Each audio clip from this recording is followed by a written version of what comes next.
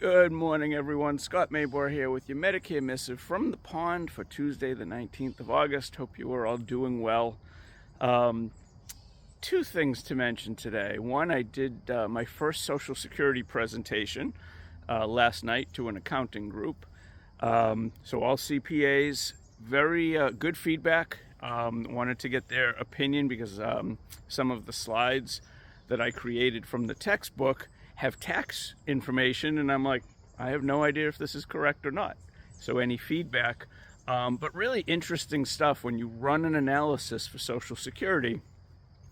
If you're divorced, if you're widowed, if one spouse made more than the other one, if one spouse is significantly older than the other, it's always worth running the analysis and seeing what the best claiming strategy is.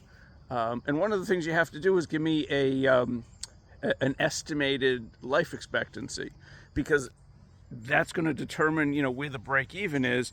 And in one of the examples in my presentation, the wife is collecting, I believe, at 66, her full retirement age, rather than waiting till 70, because there's really no reason to wait. If you are collecting a spousal benefit, it stops growing when you're 65. So your spouse needs to be collecting, but yours isn't going to continue to grow. All that happens is, if your spouse's benefit is significantly higher than your own, you just get, as yours grows, less of your spouse's. So something to keep in mind. The other example I did was a business owner, and I don't believe the example gave his tax structure, but he's paying a lot in self-employment tax, and he was high income. And what it turns out when you do the analysis, his intention is to continue working until 70, and he was 63. Does it make sense to continue working at that high level? There's almost no benefit in terms of added Social Security because he's effectively maxed it out. And the tax ramifications in this case, if he takes it as a salary, are so high that he's actually a net negative. So yes, he's making an extra $250,000 a year. Yes, his Social Security benefit ultimately rises, but it costs him so much in taxes, it's a net negative. So, that was the presentation. I think there's a tremendous value in having a Social Security analysis done. If you're not collecting, it helps you determine when the best time to collect is. If you are, and you're within the first year, you can stop if you decide you want to. You do have to pay back what you've received so far.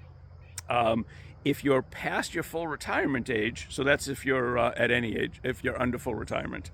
If you're past full retirement and you decide you want to suspend, you still can. You suspend and then you start picking up the 8%. So maybe you retired, decided retirement's not as much fun as you had hoped. You went back to work and you really don't need the payment. If you suspend your Social Security, it will start to grow again at the 8% per year. So just a couple strategies, and we can certainly take a look at how the interplay all works.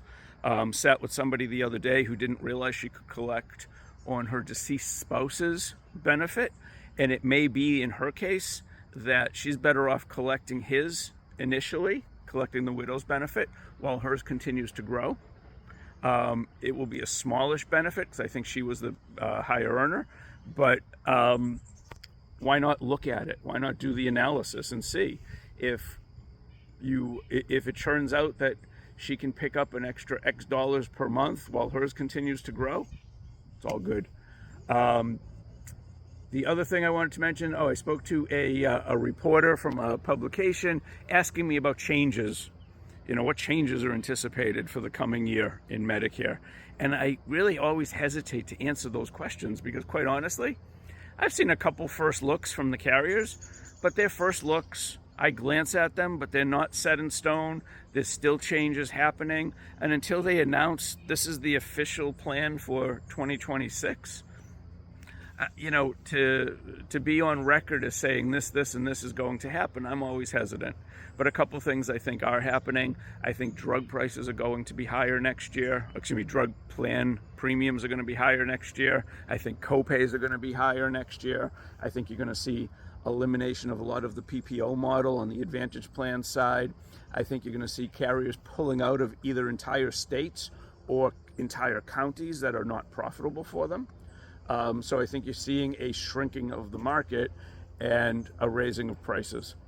We'll see how it pans out, but you know, it's I gave her basically that as a response, and we'll see what if she uses it or not in her article. But one other thing, one of the accountants is a client of mine, and I happen to know that his plan is I'm assuming his plan is leaving the state. And as I tell everybody, make 2 piles of Medicare mail. One comes from the carrier you currently have. So if you have Aetna, any piece of mail that comes from Aetna or Humana, if that's your plan, put those aside in a separate pile. All the other Medicare crap, put it in another pile. You can burn it, you can read it, you can throw it away, whatever you want to do with it. But if it comes from the carrier you are on, you are going to get it probably soon. The annual notice of change for your plan. That's the one that will tell you we're not going to be here as of January. Pick a new plan, or your XYZ inhaler is not covered anymore. You may want to pick a new plan that covers it.